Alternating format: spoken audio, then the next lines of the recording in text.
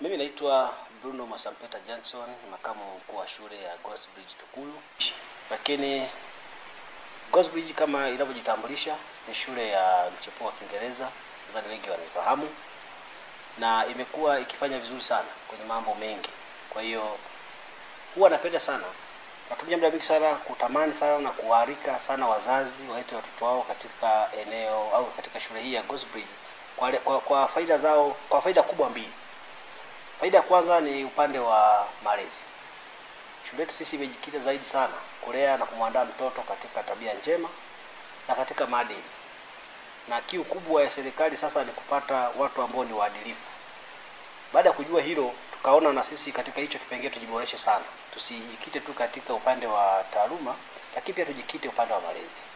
Kwa hiyo tuna wachungaji, lakini pia tuna washauri nasaha ambao wanatumia muda wao mwingi kuandaa watoto, kuwaelimisha watoto namna ya kuchukua nafasi katika jamii zao. Lakini pili, faida pili kubwa ni taaluma. Kila mmoja anajua popote atakapopita nchi nzima, sio tu katika wilaya, katika mkoa, lakini katika nchi kwa ujumla. Ndio maana ukiangalia watoto wengi na wanafunzi wengi wanaosoma hapa wametoka maeneo mbalimbali, mikoa mingi sana, kwa sababu ya ubora katika kipengele cha taaluma. Ubora huo sio tu katika kufaulu mitihani yao, lakini pia tunamwandaa mtoto kuweza kupambana na changamoto zao zote ambazo zitawakabili katika maisha yao. Mwongozo wa elimu ya Tanzania unaongoza kumwandaa mtoto kwa sasa, lakini pia kwenda kuchukua nafasi katika jamii zao watakazozikuta huko baadaye. Lakini pia tunamwandaa kuweza kuwa mtumishi bora. Kwa hiyo uzuri wa shule ya Godesbridge inamwandaa mtoto kitaaluma kuweza kufiti sasa, lakini pia na baadaye. Kwa sababu kuu hizo mbili tu ukiziona, utaona kabisa ubora wa Godesbridge unatofautiana na ubora wa shule zingine. Na hiyo ndio sababu kubwa ambayo napenda kutumia nafasi hii kualika wazazi kila kona za nchi hii kuweza kuleta watoto wao eneo hili. Baada ya kuwakaribisha, lakini nipende kusema pia tunatumia njia gani kupata wanafunzi au kuwasajili wanafunzi.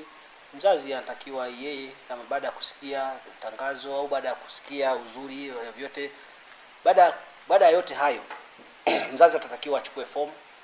Baada ya kuchukua fomu atapewa tarehe, atapewa siku ya interview ambayo ni kila siku kasoro Jumamosi kwa sababu ni siku ya Sabato.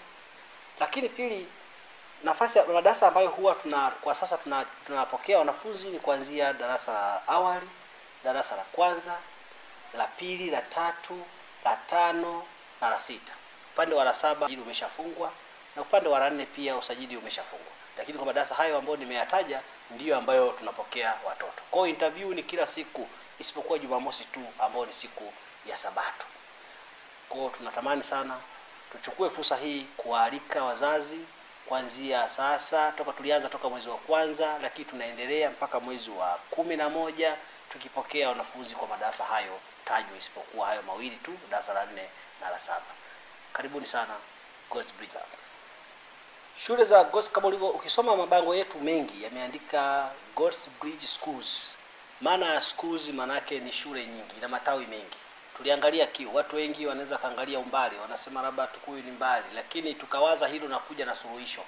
Kwa Godesbridge imesambaa maeneo mengi. Kuna Godesbridge Tukuyu kama hivi ambao tunaongea, lakini pia kuna Godesbridge Mbalizi ambao iko Mbeya, lakini bado kuna Godesbridge Songwe. Yote haya ni kwa ajili ya kusogeza huduma karibu na wahitaji. Kwa hiyo shule zote hizi zinafanya vizuri sana kitaaluma. Hata ukiangalia ukijaribu kuangalia matokeo yake yote ni linganishi sana katika kampuni. Kwa ukiangalia Godesbridge Songwe inafanya vizuri sana, Godesbridge Mbalizi inafanya vizuri sana, lakini pia Godesbridge Tukuyu the same. Kwa ukiangalia kila shule ina sifa, kila tawi lina sifa na kupokea wanafunzi wenye uhitaji sawa. Kwa hiyo nitumie fursa hii kuwakaribisha bila kujali umbali. Kama utaona Tukuyu ni mbali zaidi, tunakukaribisha eneo la Songwe. Kama utaona Songwe ni mbali zaidi, tunakukaribisha eneo la Mbalizi. Kwa hiyo karibu sana, tutumie fursa hii tena kuwakaribisha. Lakini pili, hatupokei tu wanafunzi ambao wapo maeneo ya Mbeya. Tunapokea wanafunzi wengi ambao wako maeneo mbalimbali. Tuna wanafunzi wengi kutoka mkoa wa Dar es Salaam, kwa sababu tumekuwa tukijimudu sana katika zoezi la kuwasafirisha pindi wanapokuja kuripoti, lakini pindi wanapoenda kwa ajili ya likizo. Shule imekuwa ikihusika kuandaa hizi utaratibu wa ruti zote katika kona zote za Tanzania, na tutakuwa kufika salama kwa uaminifu mkubwa na kwa uangalifu mkubwa.